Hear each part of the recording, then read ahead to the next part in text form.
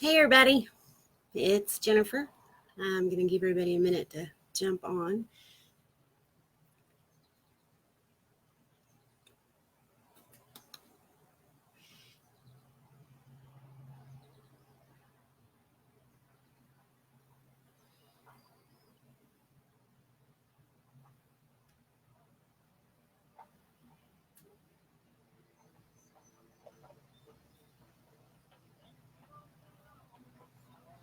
I am on my daughter's front porch from the lovely Maggie Valley area of North Carolina, sitting on her swinging chair.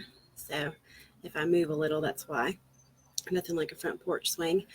Um, it's a beautiful day here today, so I'm enjoying time being here with her. And one of the things that I'm working on in addition to everything else, is planning her wedding. So that's always fun.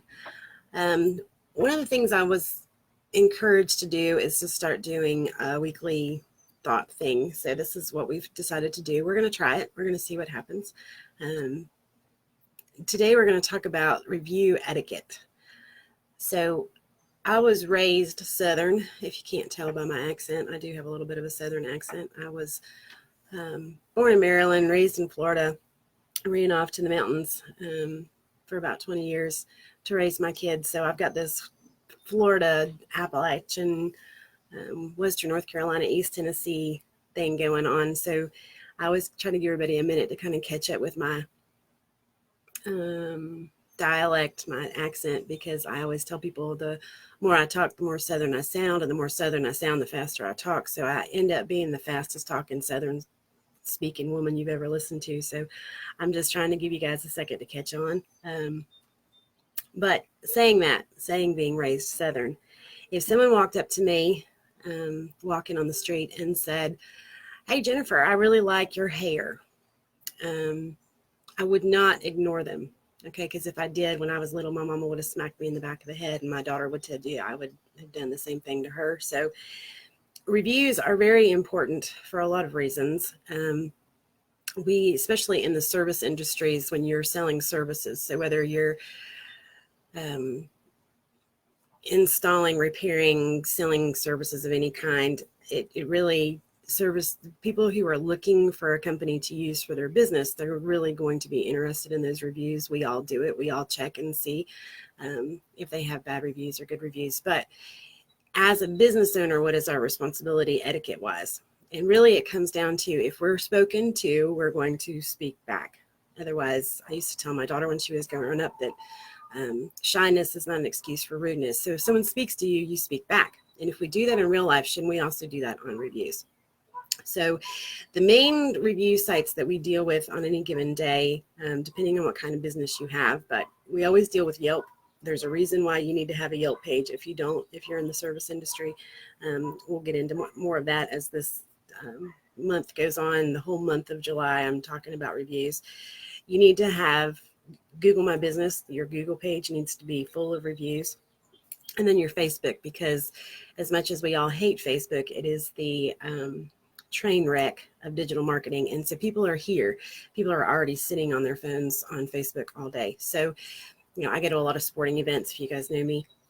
And I sit around and I kind of look at everybody's phones from the stands to see what everybody's doing on their phones, because one, I'm nosy, and two, it's what I do. And I just like to see where everybody's spending their time. So if you're sitting in a group of 8 people, 10 people, 4 to 6 of them are on Facebook. A few of them are scrolling through Instagram. Really, it's age appropriate, right? And then you're always going to have the guys that are sitting there playing their games because they don't really care what's going on in the world. So we focus on Facebook because that's where a lot of people spend their time when they're wasting time. So it's free advertising for you. It's all that kind of stuff. But reviews are really, especially your Google reviews. Google reviews are SEO helpers. So 15% of the algorithm of Google at this point, which changes all the time, is reviews. And your reviews get a heavier weight if you're replying to them, because Google then sees you as a real business. You're not just something out there arbitrary.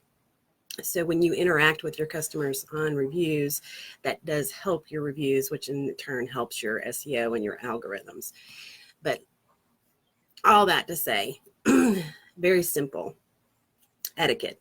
If someone speaks to you, you speak back. So what do we do? Someone comes and gives you a really great review. It can be something as simple as thank you.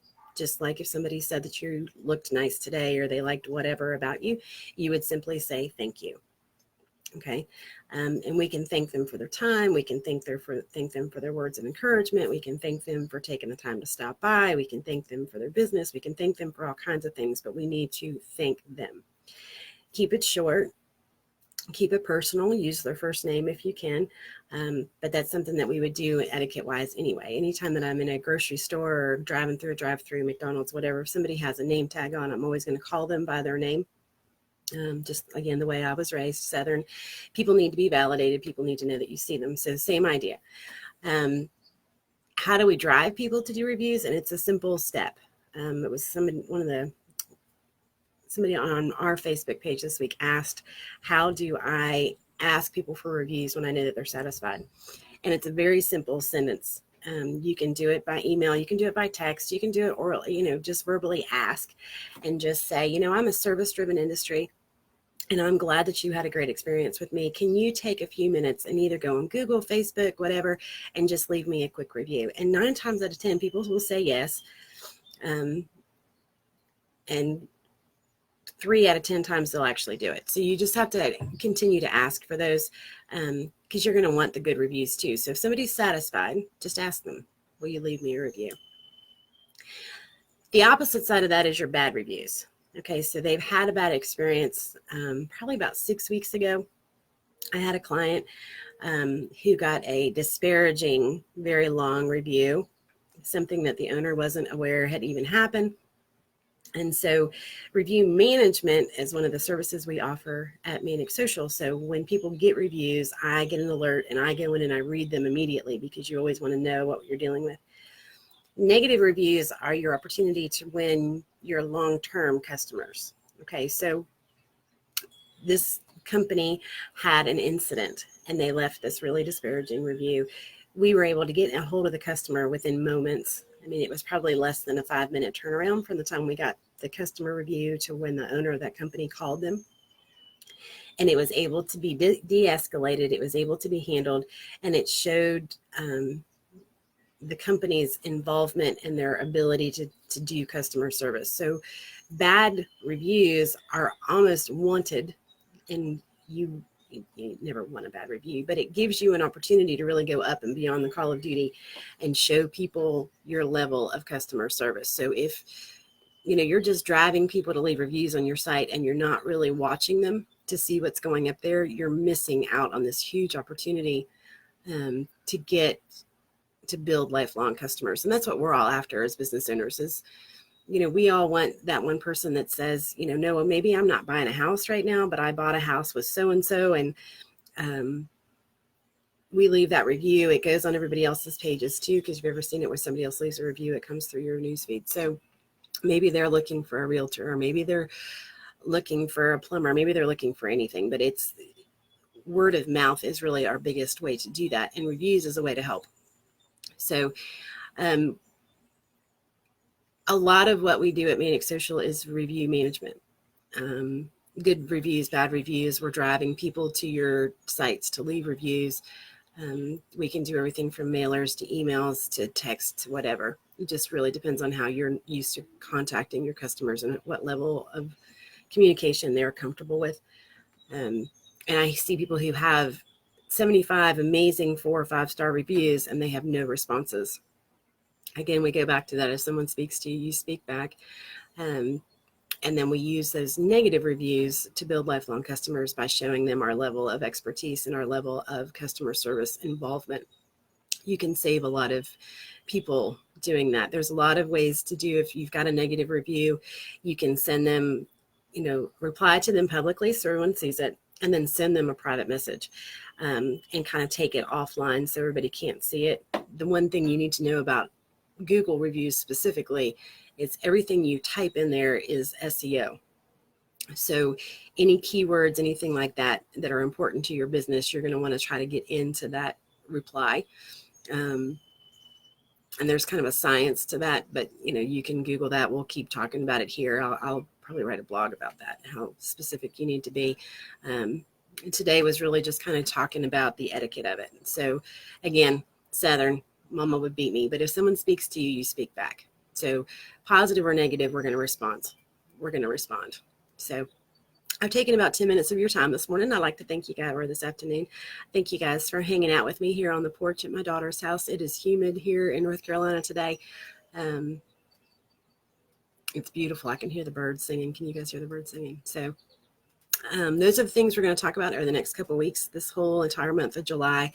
We're just going to, you'll see a lot of blogs and a lot of posts specific to review management and different tips and tricks that you can use to do that. So if you guys have any questions, leave them here on this.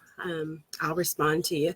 You might get it from my personal page. You might get it from here. So we'll see how that works out. But I'm Jennifer Grantham, and I've been with Manic Social. I started this company 7 years ago, and I love what I do, and I love helping other people grow their business. So you guys have an amazing Thursday. Just a few of my 10 minutes of my thoughts, and I look forward to talking to you again soon.